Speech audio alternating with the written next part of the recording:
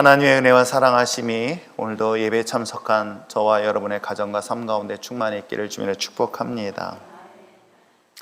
교회가 개척한 지가 이제 25년째 되는 것이 11월 1일이기도 합니다. 개척한 그 다음에부터 시작되었던 24주년 차인 바로 무리바다 덮음같이 축제를 준비하면서 개인적으로는 하나님의 영광이 이 땅 가운데 가득하기를 저는 소망합니다. 아프고 고통받는 사람들의, 수많은 사람들의, 이웃들의 아픔을 대신할 수 있는 것은 바로 하나님의 위로하심 외에는 없다는 사실을 전 믿기 때문에 상한 자들, 고통 속에 신음하는 자들의 하나님의 영광이 이 땅 가운데 가득 채워서 그들의 가정을, 그들의 상한 심령을 위로하고 치료하는 그런 기대를 가지고 문화축제를 준비해왔던 것 또한 사실이기도 합니다. 또한 이 축제의 자리로만 끝나는 것이 아니라 그들을 초대하여서 함께 은혜를 나누는 것, 그걸 전도라고 표현할 수 있겠죠. 축제의 자리가 축제로만 끝난다면 아마 그것은 심한 공허함밖에 남지 않을 것입니다. 마치 연극이 끝난 후에 남는 빈 공간의 공허함처럼 축제는 축제로만 끝나는 것이 아니라 축제가 반드시 연결되어야 될 것이 있습니다. 아마 어제 사건도 그런 할로윈 축제라는 그런 축제의 자리에 많은 젊은이들이 참석했다가 그런 아프고 고통스러운 일들을 우리는 목격하게 됩니다. 그런 축제의 자리가 때에 따라서는 슬픔도 될 수 있지만 공허함이라는 건 이루 말할 수 없기에 무리바다 덮음같이 축제가 우리만의 축제가 아닌 이웃과 함께 나누는 축제가 되어지고 더 나아가서 그것이 가장 중요한 예배의 자리로 승화될 수 있기를 다시 한번 주님의 이름으로 부탁드립니다. 많은 사람들 중에서는 교회를 거부하는 사람들이 의외로 많이 있습니다. 예수를 믿지 않는 사람들의 경우가 아니라 예수를 믿는 사람들의 경우도 예배, 교회를 거부하는 경우가 생긴 이유가 뭐 때문일까? 그것은 교회에서 온 상처 때문이 아닐까 생각해 봅니다. 그런 상처 때문에 고통당하는 그들 또한 우리가 품고 위로해주고 그들의 상처를 치유해야 될 또한 사명은 우리에게 있다는 것 잊지 마시기를 부탁드립니다. 모든 신앙생활 속에서 우리가 가장 기본으로 여기는 것들이 있습니다. 아마 그것은 우리 삶의 자세도 마찬가지 아닐까 생각해 보지요. 군인을 처음 입대하고 난 다음에 그 넓은 연병장, 운동장 같은 연병장에서 군복을 입은 짝대기 하나 달린 사람들이 열심히 손을 흔들면서 걸었던 채식훈련, 아주 징그럽게 훈련을 받았던 것, 좌로 우로 하면서 했던 그 걸음걸이, 그리고 차렷 경례를 수없이 반복했던 것들, 또 총검술 해가지고 총 가지고 열심히 훈련을 받고 있던 것들. 근데 가끔 그런 생각이 들어요. 야, 좌로 우로 걷는데 이게 전투에 나갔을 때는 저렇게 걷지는 않을 텐데 총알이 빗발치는데 어떻게 좌로 굴러 우로, 아니 좌로 굴러가 아니라 좌로가 우로가 그렇게 할 시간이 어디 있습니까? 바닥에 기어서라도 다니지. 그런데도 불구하고 군대에서 얼마나 열심히 훈련을 시켰는지 왜 그럴까요? 저는 기본이기 때문이 아닐까 생각을 합니다. 삶에 있어서 가장 중요한 것도 있다면 저는 기본이 중요한 것. 그러면 신앙생활 속에서 가장 중요한 기본이 뭘까요? 바로 예배입니다. 이거는 어떤 것과 비교할 수 없을 정도의 중요한 가치라는 것 잊지 마시기를 부탁드립니다. 신앙인, 그리스도인이라고 한다면 최고의 가치가 있으며 그 가치 속에 가장 기본은 뭐다? 예배다. 이것이 바로 그리스도인들의 기본적인 자세이고 정신이어야 될 줄 믿습니다. 우리가 인생에 큰 어려움을 만날 때, 큰 위기 상황을 만났었을 때, 그때 제 기억 속에 들리는 이야기, 충고, 처음으로 돌아가라 라는 얘기를 참 많이 들어요. 그걸 초심이라고 이야기를 합니다. 이 초심이란 말을 왜 했을까? 저는 가장 기본으로 돌아가라는 뜻으로 이해할 수 있지 않을까 생각해 봅니다. 여러분, 우리 인생에서 순간 어려움의 문제를 만나고 뭔가 흐트러진 문제를 딱 만나게 되어지면 이 문제를 해결하기 전에 당장 이 문제 앞에 빠지다 보니 그 문제를 해결하지 못하여 마치 깊은 늪에 빠진 것처럼 점점 깊은 수렁에 빠지는 사례들을 의외로 많이 봐요. 그럴 때 다시 처음으로 돌아가는 것, 기본으로부터 출발하는 것, 이것은 어찌 보면 큰 위기를 극복하는 데 중요한 요소가 될 줄 믿습니다. 여러분, 우리는 3년이란 기간 동안에 코로나19를 경험했습니다. 그 코로나19를 경험하면서도 또한 불구하고도 여전히 코로나가 계속 우리를 위협으로 다가오고 있는 것 또한 사실이기도 합니다. 그런데 어떻습니까? 코로나19를 통해서 우리가 경험하고 느꼈던 게 뭐였었어요? 바로 가장 기본인 예배가 폐하여졌다는 거예요. 익숙했던 예배의 자세가 흐트러졌다는 거예요. 가장 기본이라고 이야기할 수 있는 그리스도인의 신앙의 자세인 예배가 코로나19로 인하여 완전히 와해되어지고 무너졌다는 것 여러분 아십니까? 이것은 현재 기독교에 관련된 모든 일을 하시는 분들이 데이터를 만들고 분석을 하고 결과를 내본 결과 예배가 너무나 많이 무너졌다는 이야기들을 한결같이 하고 있습니다. 신앙의 가장 기본 예배, 오늘 이 부분에 대해서 이 본문을 통해서 함께 고민을 하려고 합니다. 지상편의주의 또는 자기 중심적주의의 삶에 익숙한 우리들에게 있어서 어찌 보면 예배가 어느덧 가장 신앙의 기본인데도 불구하고 이것이 흐트러졌으니, 사랑하는 성도 여러분, 여러분 인생에서 그 어떤 것과 바꿀 수 없는 가장 기본 그리스도인의 자세인 신앙을 예배 속에서 다시 한번 회복하며 나갈 수 있기를 부탁드립니다. 여러분, 여러분의 인생에서 큰 위기를 만날 때 뭐부터 회복하자? 예배부터 회복해 보십시오. 그래서 오랫동안 저 역시도 훈련받기를 예배의 승리는 인생의 승리라고 이야기를 했던 이유는 저는 이번 우본이라는 지역을 방문해서도 확실히 경험했고, 또 선교사를 만나면서도 느끼고 경험했던 게 바로 그 부분이었던 거예요. 그러므로 사랑하는 성도 여러분, 그 어떤 것과도 비교할 수 없고 바꿀 수 없는 가장 가치 있는 그 예배, 그것이 여러분의 인생에 가장 회복해야 될 첫 번째 중요한 요소이고 기본이고 조건이라는 거 잊지 마시고, 어떤 상황이 있을 때, 어떤 문제가 있을 때 가장 먼저 예배의 자리로 승리하며 나갈 수 있는 저와 여러분 되시길 부탁드립니다. 예배자로서 예배의 본질을 회복하지 못한다면 여러분, 그 결과는 여러분 상상 이상의 결과를 가져다 주게 될 줄 믿습니다.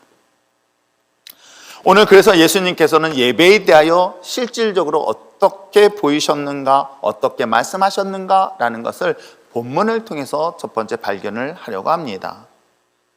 이 짧은 본문을 통해서 예배는, 따라하시기 바랍니다. 예배는 삶의 가장 중요한 우선순위다. 이거는 어떤 것과 바꿀 수 없는 가장 가치 있다는 것 잊지 마시기를 부탁드립니다. 이것은 제 이야기가 아니라 성경이 그 사실을 가리키고 있어요. 목사인 제 이야기가 아니라 성경이 이 사실을 분명하게 가리키고 있습니다. 인생의 위기를 만나고 어려움을 만나고 깨어짐을 경험하고 고통을 당할 때에 여러분, 정신 바짝 차려서 내 인생의, 내 삶의 큰 위기 속에 다가올 때 예배의 가장 중요한 우선순위를 회복하는 자리에 먼저 둘 수 있는 여러분 되어질 다시 한번 부탁드립니다. 자, 한번 우리 본문을 한번 살펴볼까요? 누가복음 2장 이야기 속에서 본문은 어린 소년 예수의 이야기로 시작되어지고 있습니다. 6월절 절기에 유대인들은 전통적 예배를 드리는데 하루만 예배 드리지 않았습니다. 일주일이라는 기간 동안의 예배를 드리기 위하여 온 가족이 예루살렘 성전으로 올라갔습니다. 부모와 함께 일주일 동안 대명절인 6월절 예배를 다 끝내고 자신의 고향, 자신의 마을 나셋으로 내려가게 됩니다. 모든 가족이 함께 이동하였기에 당연히 예수님도 따라올 줄 알았는데, 그 부모가 순간 자녀들이 어디 있는가, 마치 이 이야기를 생각해 보니까 돼지가 새끼들을 숫자 세는 것 같이 숫자를 세보니 한 명이 빠졌다는 거예요. 누구예요? 예수가 안 보이더라는 거예요. 자신의 아들 장남이 안 보이니까 순간 잊어버렸다는 생각에 어떻게 했습니까? 다시금 왔던 길을 거슬러 올라갑니다. 혹시라도 중간에 다른 짓을 하고 있지는 않을까. 옛날에 참 그런 일 많이 있었잖아요. 부모님 따라가다가 옆에 재밌는 거 있으면 그거 보다가 부모에게 길 잃어버리는 옛날에 저도 한번 그런 적이 있었거든요. 그래서 저는 우리 부모님이 저를 버렸는 줄 알았어요. 아무튼 이 본문에 등장하고 있는 그 예수의 부모는 잃어버린 예수를 찾기 위하여 다시금 예루살렘을 길을 쭉 올라가다가 찾다 마침내 찾았던 곳이 어디였습니까? 마지막 예루살렘 성전에서 누구를 발견하게 돼요? 자신의 아들인 예수를 발견하게 됩니다. 예수님을 발견했던 것은 46절 성경 속에 기록되어져 있죠. 여러분, 이런 상황에 처해 있다고 한다면 부모 마음은 어떨까요? 반가움과 동시에 화가 나진 않았을까? 아까 성경을 읽는데 우리 배미숙 권사님이 너무 부드럽게 이쁘게 얘기를 해주시더라고요. 근데 여러분, 몇 시간을 고생해가지고 찾았다면 여러분 어떻게 할까요? 우리 배미숙 권사님 이야기하기를, 아이야 어찌하여 우리가 이렇게 하였, 보라 내 아버지가 내가 이렇게 근심하여 너를 찾았다라고 이쁘게 얘기할까요? 욕부터 할 것 같아요. 여러분, 성경의 본문에 이런 것처럼 이 본문은 이렇게 이야기하고 있습니다. 자, 48절에 그의 부모가 보고 놀라며라고 얘기하고 있어요. 이 놀란다는 건 화를 내는 거예요, 사실은요. 그래서 억양은 사실은 좀 더 과격하게 표현하는 것이 좀 더 낫지 않을까, 이렇게 얘기하고 있습니다. 그 부모가 보고 이 아이를 드디어 찾았습니다. 반가움과 동시에 화가 났던 거예요. 근데 이 화난 것을 아버지는 대신에 엄마가 먼저 나서는 장면이 나오죠. 왜? 아빠가 화내고 욕할까 봐 엄마가 얼른 그 안에 인터셉 찾아가지고 아이한테 얘기를 하고 있는 게 마리아예요. 그의 어머니가 이르되 아이야 어찌하여 우리가 우리에게 이렇게 하였느냐라고 얘기하는 거예요. 그러니까 어찌 보면 아버지가 화낼 것을 대신 엄마가 화내는 척, 그럴 때 부드럽게 말하지는 않았을 것 같아요. 아무튼 아이야 어떻게 해서 이렇게 할 수 있었느냐, 보라 우리가 근심하였다 걱정하였다 그래서 찾았다라고 얘기를 하고 있어요. 그랬더니 예수님 뭐라고 답변하셨습니까? 49절 말씀 한번 읽어볼까요? 49절, 아주 예수님이 아주 버릇없이 얘기를 하고 있는 장면이 49절에 나오고 있습니다. 읽겠습니다. 시작. 예수께서 이르시되 어찌하여 나를 찾으셨나이까? 내가 내 아버지 집에 있어야 될 줄을 알지 못하셨나이까 하시니. 여러분, 이게 사실 예수님의 말씀은 되게 상식적이지 않은 말인 거예요. 지금 예수님을 비롯한 요셉과 마리아는 지금 어디로 가고 있습니까? 자신의 집으로 나사렛이라는 동네로 가고 있었던 상황이에요. 그러면 예수의 집은 어디예요? 사실은 나사렛이라는 거예요. 그래서 어휘대권을 찾았던 그 부모의 마음에 얼마나 반가우면서도 아빠가 화낼 걸 대신 엄마가 대신 화내면서 너 이렇게 할 수 있느냐라고 소리를 냈더니 한 소리가 뭐야? 예수님의 말씀하시길 뭐라고 얘기했습니까? 어찌해서 나를 찾습니까? 내가 내 아버지 집에 있는 것이 마땅하지 않느냐라고 했다면 여러분 그 말을 듣고 어떤 마음이 생길까요? 이런, 내가 10여 년 동안 너를 키운 것이 어떤데 하면서 죄송합니다. 쌍욕 나올 뻔했습니다. 버르장물이 없다가 뭐 화내지 않을까요? 그런데요, 성경학자는 이 짧은 본문에서 아주 중요한 단어 두 가지를 주목하게 됩니다. 물론 여러분들은 주목 안 하겠지만 성경을 연구하는 사람은 이 짧은 문장에서 딱 두 단어를 아주 중요한 단어로 딱 잡아내요. 왜냐하면 당시 이 시대 상황에서는 이런 말을 쓸 수가 없었던 거예요. 사용을 한 적도 없었고, 이전에도 아니 성경 어디에도 이렇게 표현한 적이 없는데 어린 예수는 뜻밖의 표현을 하고 있는 거예요. 그게 뭐예요? 첫 번째, 하나님을 아버지라 불렀다는 것과 또 하나 뭐예요? 성전을 뭐라 그래요? 아버지의 집이라고 얘기하는 거예요. 그럼 아버지 집은 자기 집이라고 얘기하는 거예요. 이것은 구약 39권, 그죠? 창세부터 시작해서 말레기까지, 뭐 신약은 그때 당시는 없었으니까 이 39권 어디에서도 하나님을 아버지라고 부르는 장면은 전체가 역 14번의 글자가 아버지라는 단어가 나와요. 그런데 이것은 14번의 그 아버지라는 호칭으로 부르는 것이 아니라 문서적으로 부르는 거예요. 예를 들어서 하나님 아버지라고 하는 것과 내가 글을 쓸 때 하나님 아버지라는 그런 아버지에 대한 것들을 문서적으로 쓴 것은 있었지만 하나님을 대신 내가 아버지라고 부르는 호칭에 대한 것은 단 한 번도 찾아볼 수 없는 내용인 거예요. 그렇기 때문에 이 말을 했던 당시의 이 표현은 사실은 상식적이지 않은 표현이기도 하였습니다. 그리고 뿐만 아니라 12살 전후에 불과한 예수님이 하나님을 아버지를 뿐만 아니라 성전을 뭐라고 부르고 있다? 내 아버지 집이라고. 이런 표현을 쓸 수 있다는 것은 철부지적 표현 아니면 이건 정말 납득이 안 되는 놀라운 표현이 오늘 본문을 통해서 이야기를 하고 있는 것이죠. 그래서 오늘 49절 말씀을 다시 한번 본문을 재해석하게 됩니다. 이 본문은 우리가 보고 있는 개역개정의 성경이 아닌 원문을 다시 한번 재해석했는데 어떤 표현을 쓰고 있냐면 내가 내 아버지 집에 있어야 하는 것이 가장 중요한 사실을 알지 못합니까? 라고 표현하는 내용인 거예요. 이 내용이 어떤 내용이냐면 내가 내 아버지 집에 있어야 하는 것이 가장 중요하다는 사실을 왜 알지 못합니까? 라는 답변을 지금 예수님이 자신의 부모에게 하고 있는 것이에요. 거기서 우리가 본문에서 빠진 게 그건 뭐예요? 가장 중요하다는 이야기를 하고 있는 거예요. 내가 하나님을 아버지라 부르는 것도 대단했고 그 성전을 자신의 아버지 집이라 부르는 것도 대단했지만 더 중요한 것은 자신의 인생에서 자신에게 있어서 가장 가치 있고 가장 소중하고 제일 중요한 것이 무엇이다? 바로 하나님 아버지 집에 있는 것이라고 이야기를 하고 있는 것입니다. 이것이 바로 예수님이 성전에 대한 해석이었고 예배에 대한 해석이라고 본문을 많은 성경학자들이 해석을 하고 있는 내용이기도 합니다.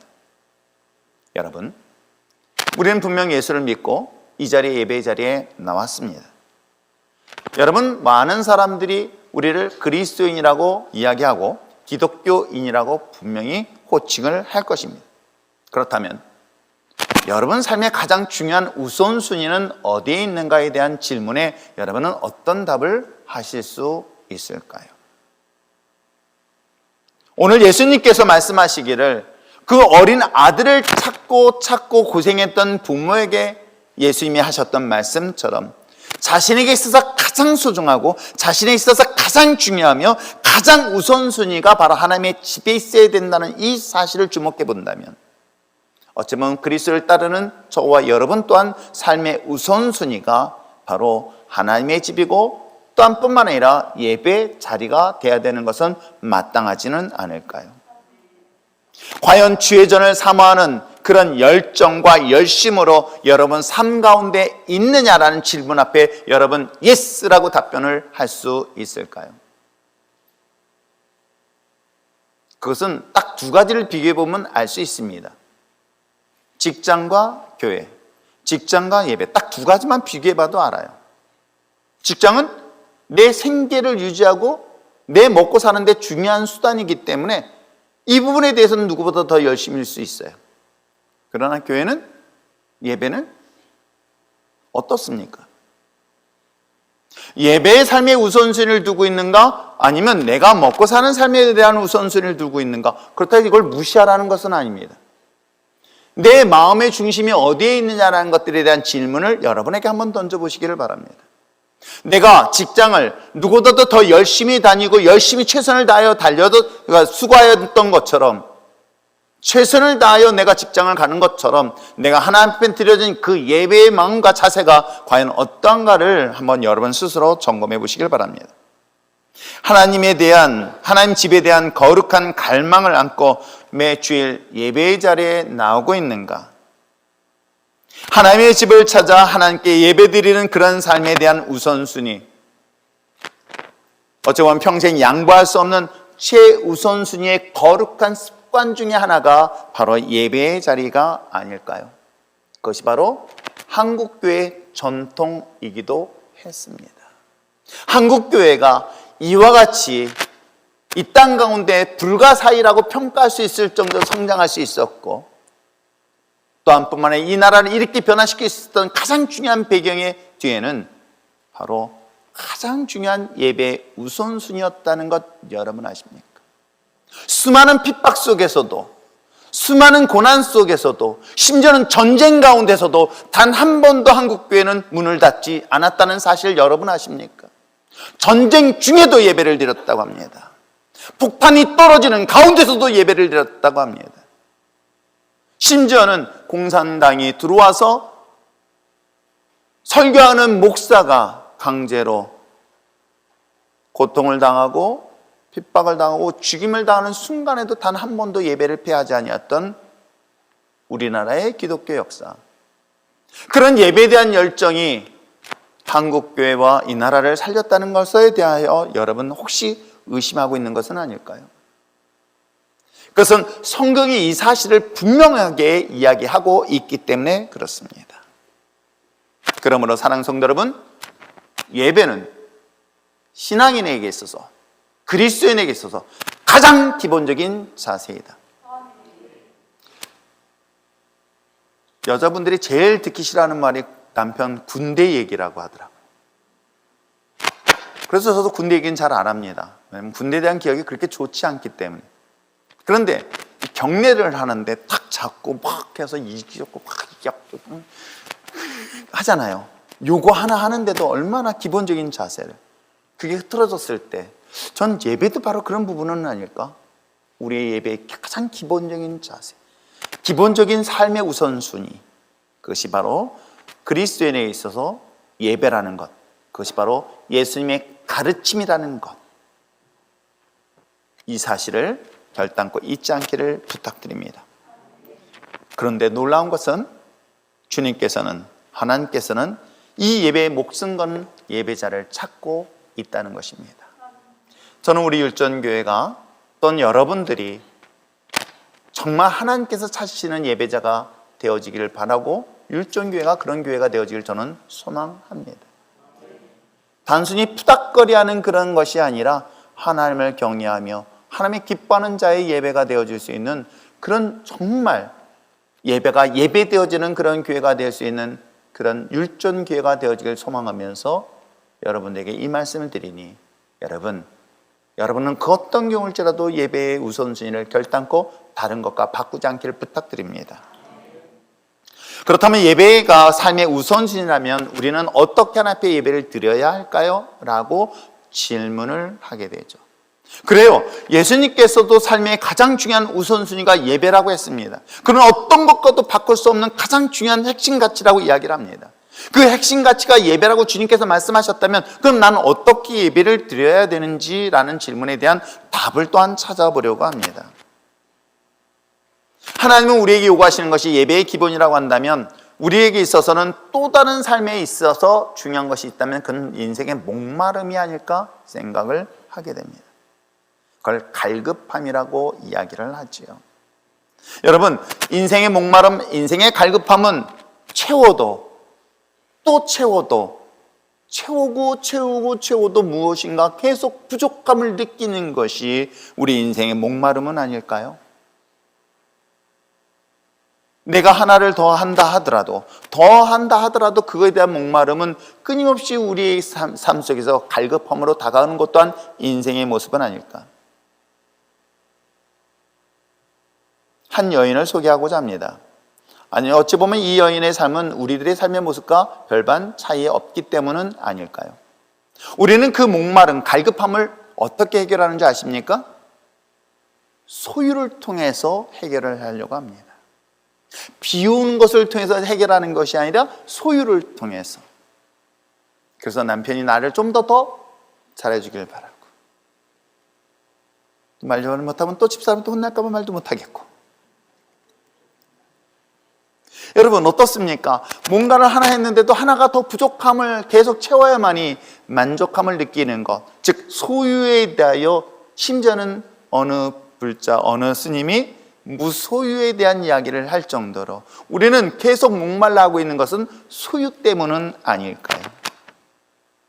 그 소유 때문에 목말라 했던 한 여인, 그것이 바로 요한복음 4장에 등장하고 있는 사마리아 수가성의 여인 이야기도 합니다.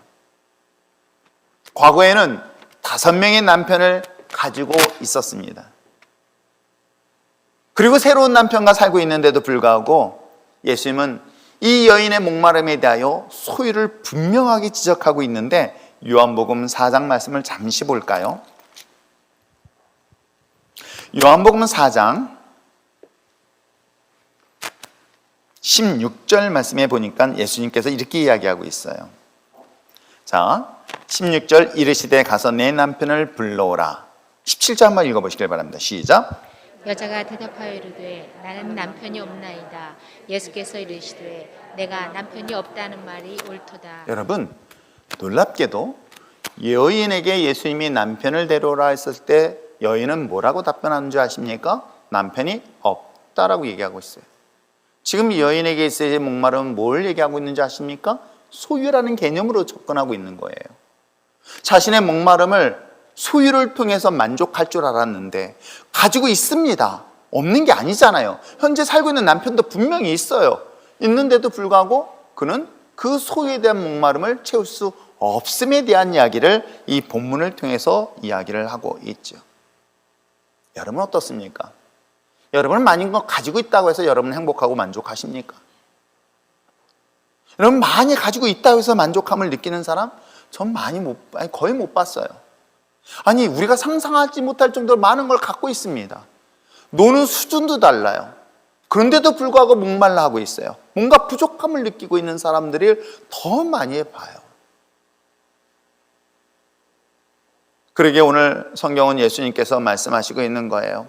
예수님께서 말씀하시길 14절에 뭐라고 얘기하고 있냐면 내가 주는 물은 마시는 자는 영원히 목마르지 아니할 것이다. 그리고 영원한 생명을 얻을 것이다. 그 얘기는 뭐예요? 목마름을, 너의 갈급함을 해결해 주실 것이다 라고 얘기를 하고 있는 거예요.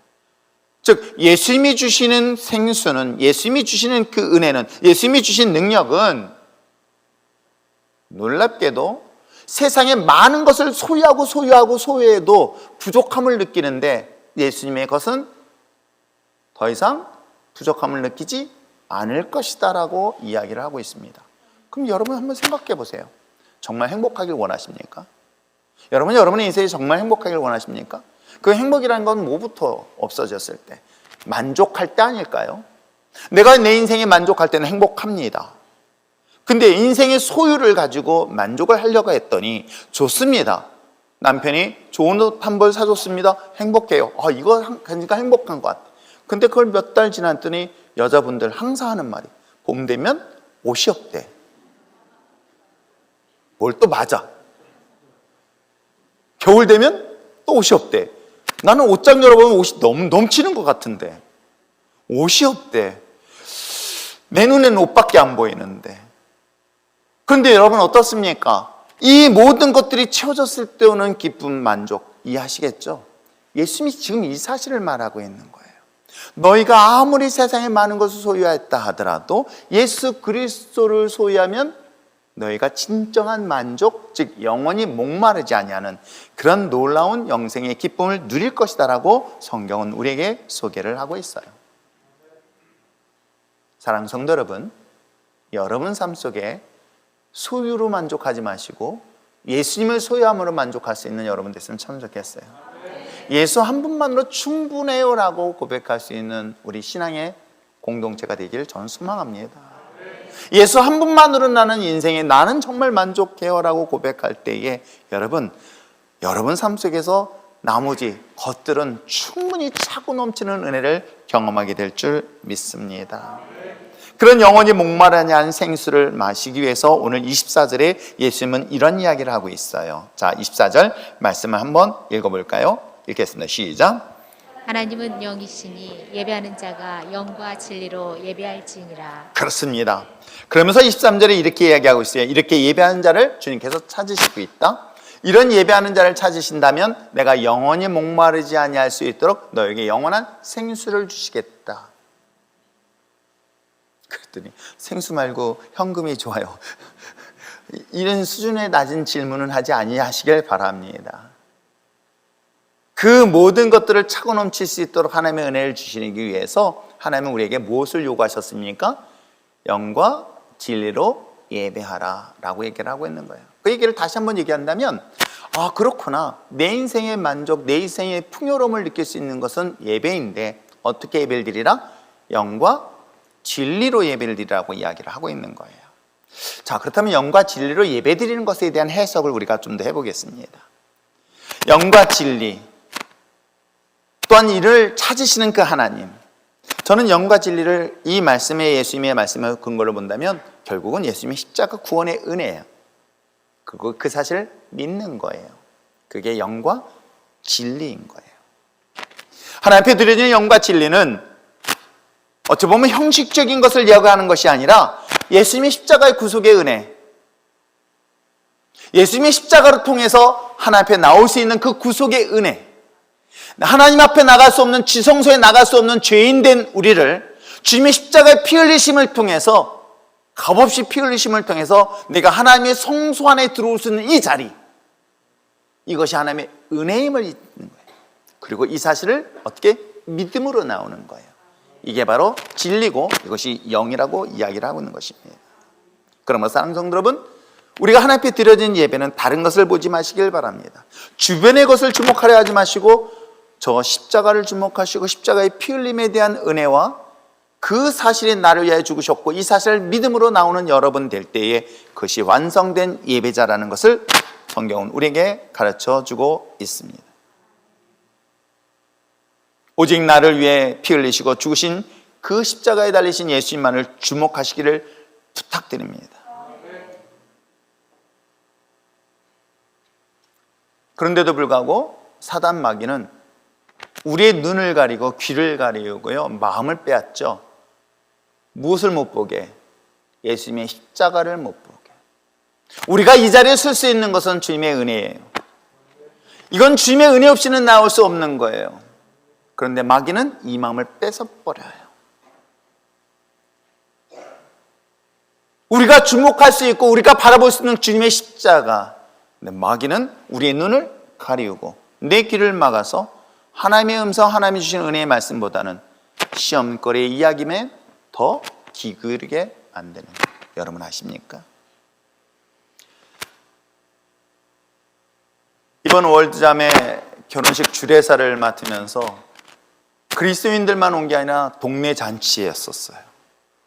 왜냐하면 그 동네 시골 마을엔 현대식 예배를 처음 보거든요. 대부분이 전통식 결혼식을 하는데 하얀 드레스를 입은 신부는 저기 잘 사는 호텔에서 잘 사는 사람들의 결혼식으로만 알고 있다가 하얀 드레스를 입은 신부의 결혼식을 현대식으로 하고 있다?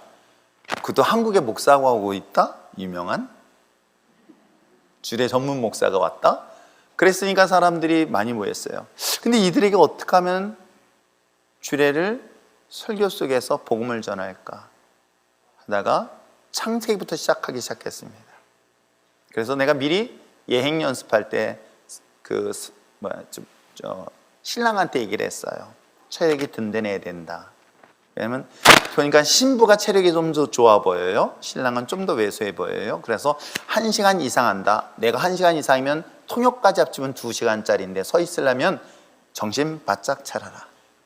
왜냐면 주례사의 설교가 길어지다가 진짜 쓰러진 신랑을 본 적이 있거든요. 하나님의 은혜 가운데 쓰러질 듯 우리 인생 가운데 어려움을 만납니다. 그럴 때 쓰러질 듯 하는데 정말 쓰러지더라고요. 신랑이. 봐요, 저렇게 반응합니다. 근데 그렇게까지는 길게 안 했고 창세기에 대한 이야기를 하면서 하나님은 아름다운 가정을 만들고 이 가정이 교회처럼 보시기에 힘이 좋았다 했다. 근데 마귀는 그 가정을 깨뜨렸다라고 얘기했어요. 예배도 마찬가지인 거예요. 여러분 정신 바짝 차십시오. 예배가 삶의 우선순위였고 그 예배를 드리는 우리는 신령과 진정으로 영과 진리로 하나님 앞에 예배를 드리는데 제일 많이 방해하는 게 뭐다? 사단, 마귀다. 왜요? 여러분 핵심 가치가 없는 건 절대 마귀가 방해하지 않아요. 그러나 가치 있고 소중하기 때문에 방해를 해요. 어떻게? 하나님과 나와의 관계를 끊어버려요. 십자가의 은혜 하나만으로도 충분한 이 자리를, 그 은혜를 뺏어가 버리죠. 그러므로 사랑하는 성도 여러분, 우리가 찬양을 할 때, 기도할 때, 말씀 들을 때 전심으로 주님의 십자가에 주목하실 부탁드립니다. 하나님 앞에 예배자로 나온 저와 여러분, 최고의 것으로 최선을 다하여 하나님 앞에 예배드리시길 부탁드립니다. 우리 장모님이 변했어요. 옛날엔 저기 들어오실 때는 어떻게 하셨는지 아십니까? 하셨습니다. 얼마나 지극정성으로 이렇게 하고 들어오셨는지 깜짝 놀랐어요. 오랫동안 불교 신앙생활 하시다가 아시잖아요. 근데 교회를 나왔으니까 뭔가를 해야 되잖아요. 그런 마음의 정성과 준비가 오늘 우리에게 있는가? 억지로나 인색함이 아니라 진정 여러분의 삶의 산제사를 주님 앞에 드리고자 이 자리에 나와 있는가? 예배는 저를 보는 것이 아니라 다른 사람을 보는 것이 아니라 오직 주님의 십자가를 주목하는 것이 우리가 드려야 될 최선의 최고의 모습일 줄 믿습니다. 주님이 그러한 자를 찾고 있습니다. 이번 24번째 물이 바다 덮음같이 축제 이제 한 주간 남았습니다. 예수 그리스도의 복음을 전하는 축제의 자리에 정작 여러분이 안 나오는 게 안타깝지만 이 자리에 여러분을 초대합니다. 채워도 채워지지 않는 우리 인생 속에 이 축제의 자리는 단 하나의 이벤트로 끝나서는 아니 될 것입니다. 그것이 바로 예배의 자리로 승화되어야 될 줄 믿습니다. 예배는 주님의 생수를 만나는, 생수를 마시는 복된 자리가 되어야 될 줄 믿습니다. 그러므로 사랑하는 성도 여러분, 삶의 우선순위, 인생의 가장 우선순위, 그것이 예배의 자리고, 그 예배의 자리에 닿은 우리는 전심으로 주님의 십자가만을 주목하며 나갈 수 있는 저와 여러분 되시기를 부탁드립니다. 그 결과는 우리에게 영원히 목마르지 않은 인생의 그 목마름을 그 은혜 가운데 해결받는 놀라운 역사를 경험하게 될 줄 믿습니다. 그를 통해 하나님의 영광과 능력이 나타나게 될 줄 믿습니다. 짧은 시간 동안 무항30교회, 처음에는 조그만 상가로부터 출발해서 우리가 자그마치 5년 동안을 그 교회를 전도를 했었습니다.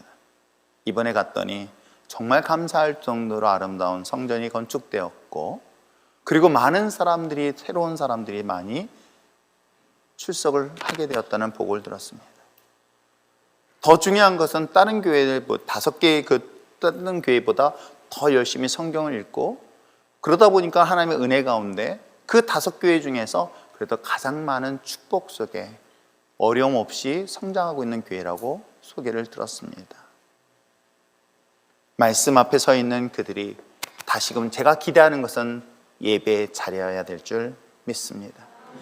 제가 이곳에서 꿈꾸고 있는 그 예배가 저 무항30교회 가운데 있기를 원하고, 저 북한 땅 가운데도 있기를 원합니다.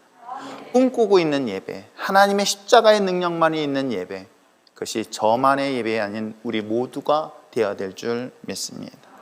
사랑하는 성도 여러분, 지금도 하나님을 찾으시는 것 아세요? 누구를? 예배하는 자를 찾고 계십니다. 거기에 주여 내가 여기 있습니다, 나는 주님 앞에 진정한 예배자이기에 나의 예배를 받아주시고, 하나님 그 한국의 많은 교회 가운데 율전교회가 예배가 회복되어지는 교회에 대해서 하나님이 기뻐하는 교회가 되어지길 저는 소망합니다.